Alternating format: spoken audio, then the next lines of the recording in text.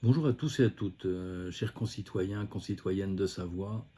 Nous sommes à 10 jours maintenant de la déclaration d'indépendance. Rappelez-vous, qui deviendra une fête nationale le 27 octobre 2023. Et le gouvernement est installé. Nous ne sommes pas sans rien faire et croyez-moi, le chantier est énorme. Il concerne évidemment tous les secteurs de la vie de société. Et j'aimerais vous dire en quelques mots quelles sont nos priorités d'action actuellement, pour vous dire que nous ne sommes pas derrière une déclaration prononcée sans agir. Évidemment, nous agissons. Alors, la première chose que nous sommes en train de mettre sur pied maintenant, c'est la Haute Cour de justice, qui est en train, donc elle sera effective dans quelques jours. La reconnaissance auprès de toutes les nations. Nous sommes en lien avec beaucoup de pays et la reconnaissance est en train de se faire et vous vous doutez bien que c'est beaucoup de tractations et d'invitations pour pouvoir acquérir sur le plan public ces reconnaissances.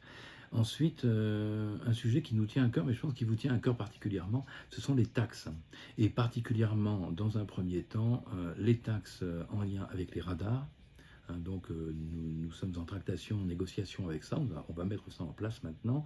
Donc pour l'arrêt des taxations radars, étant donné qu'en Savoie, il n'y aura plus de taxes radar, il y aura des surveillances, ça c'est sûr, mais plus masquées derrière le bâton de vous devez autant si vous avez passé quelques kilomètres. Pareil pour les autoroutes, nous allons abolir les taxes d'autoroute, nous ferons comme en Suisse, avec ce qui est beaucoup plus logique, avec une vignette qui sera pour l'année et qui sera beaucoup plus juste pour tout le monde. Ensuite, aussi un chantier qui est très intéressant et important, sur lequel nous sommes en train de travailler, c'est la réintégration des soignants, de tous les soignants, tous ceux qui ont été, et pas simplement les soignants d'ailleurs, qui ont été bannis de cet état parce qu'ils refusaient l'injection. Donc ça, nous sommes en train de travailler là-dessus aussi, et aussi toute une série de négociations maintenant que nous sommes en train d'entamer avec toutes les administrations françaises présentes sur nos territoires, en illégalité totale depuis le 27 octobre. Il faut bien comprendre que l'action que nous avons faite, qui a été mijotée durant 4 ans, et suite à tout ce qu'il y a eu lieu comme combat des différents groupes savoisiens, en commençant par la Ligue savoisienne il y a une petite trentaine d'années maintenant, eh bien on est dans l'aboutissement.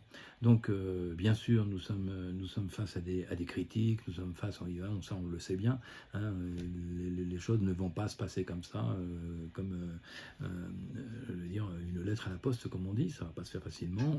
Nous sommes face à des critiques sérieuses, et la raison pour laquelle nous avons besoin du soutien, des compétences, de la créativité, de votre créativité, de vos talents, pour que vous puissiez nous aider. Nous ne pouvons pas travailler seuls. On travaille pour tout le monde, et on a besoin que tout le monde nous aide. Donc cette déclaration d'indépendance est déclarée au monde entier, particulièrement pour les Savoisiens et les Savoisiennes. Aidez-nous, apportez vos compétences, et peut-être une chose qui est très intéressante que nous vous proposons, c'est de faire des groupes de travail partout, dans toutes les communes de Savoie et Haute-Savoie. Quand on parle de la Savoie, évidemment, c'est l'ensemble. Retrouvons ce pays millénaire. C'est pas une jeune nation qui a été déclarée 27, nous sommes bien d'accord.